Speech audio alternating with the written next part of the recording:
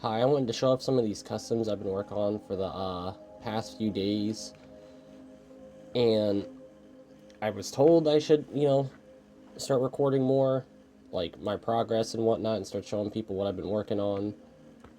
I know I'm kind of moving these around and stuff. I'm kind of nervous, recording these. This is the first time doing this, but so far I'm working on Ghost Rider, which he's been kit bashed with like 5 different figures, I think. I didn't really like how the original one looked, so I kind of took a lot of pieces and stuff from, I think, like, what was it? It was a Ghost Rider figure that was made in 2017. That's what this belt comes from. This is from the re-release that came out in like 2023, I think. And then this is from the most recent one that was Danny Ketch. Like, this is what the arms come from, along with the hands as well. The legs, the upper parts, like the infantry release from the G.I. Joe Classified thing, that I dyed black. So that way there's no paint rub and whatnot, and I can just pose this around no matter what. Same with the legs, what is it? The legs are from the Bushwhacker and Punisher 2-pack that came out recently, and I've dyed these completely black. So that way, again, no paint rub and less paint. And then what I did with the feet, now I do want to make a video about this, with the how to dye action figure parts and stuff, because it's not really hard to do, but it is really tricky, and it only works on very specific plastics, like softer plastics.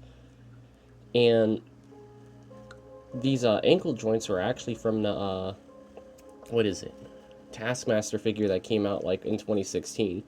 I kind of popped those off and put them on the Bushwhacker boots, and now he has like an ankle swivel so it can move around no problem. I use super glue and heat shrink for it, so that way you can have a more secure fit and it doesn't pop off. In the head, I actually what was it?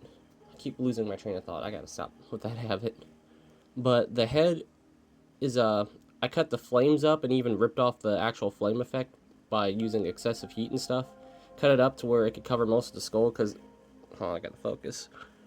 Because originally he kind of had a big forehead and it didn't look like his head was on fire. But I'm trying to get to where it's not. But now it looks like most of his head's on fire and most of his skull's covered, so that way he his proportions are good and it looks way better than it originally did. I don't have the other skull out in comparison because I don't really do a good job keeping track of my things.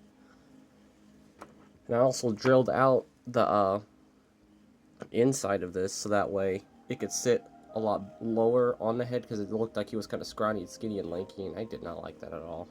I don't think I can get it to focus though. But I did drill in there for sure. But now it sits on there. And now I have a Ghost Rider figure that I'm pretty happy with, and I'm probably not going to get another one unless they make a specific version of them, which ain't going to happen in a long time, so I might end up making that one as well, eventually. Just not now, because I'm pretty happy with this one. And it's pretty much done. Oh yeah, and I almost forgot. The chain, I actually use bendy wire and some actual metal chains and stuff, and kind of combine them together so that way he has a posable chain, but this one's just kind of a placeholder, so that way when he's not using it, it's just made to wrap around him. I do plan on remaking the chain though, so that way when if I ever animate him and stuff, which I probably am, the chain's a lot easier to handle, and it's not like as droopy, because it droops because of the weight of the actual metal chain, and the wire's not strong enough. And then this is actually a Punisher figure I'm currently working on. I'm trying to go off a certain run, or a certain look that he had in the run that I really liked a lot, that I haven't really seen a lot of figures, made, like not a lot of customs. And I think there was only like one or two customs I've seen that I liked, but I wanted to make my own, and I was gonna get a head sculpt, but then I didn't really see a lot of head sculpts I really liked, or I couldn't really afford at the moment, because gosh dang, they're pricey. But it's understandable why they're pricey. And plus, they're all in China, so it would take forever. But I kind of took the Punisher head from the War Journal one, made my own by, I cut the jaws of the War Journal one, like around here, So that way he kind of had less of a macho looking chin, because I did not like that at all. And I sculpted his beard. The lighting's not really doing it any justice, because this is kind of a video I'm doing on a whim, but I'm happy with how it turned out. I still gotta give it a flat coat, and I still gotta repaint the skull, because I got the Netflix Born Again Punisher for this custom, so because it's the closest I can get to that look. And the look I'm going for is I think, I just know the last name of the guy's name is Rucka, and I love the way his Punisher looked. And this is the closest I'm gonna get to having that look while maintaining all the articulation. And by the way, I also dremeled out his mid-torso, so now he can crunch forward a lot more. That way he can get better poses. I gave him new hands. I also gave him swivels on the ankles. I do plan on doing another video showing that you can see his, where his skull is going to be on here. But I think that's kind of about it that I wanted to show for now. Oh,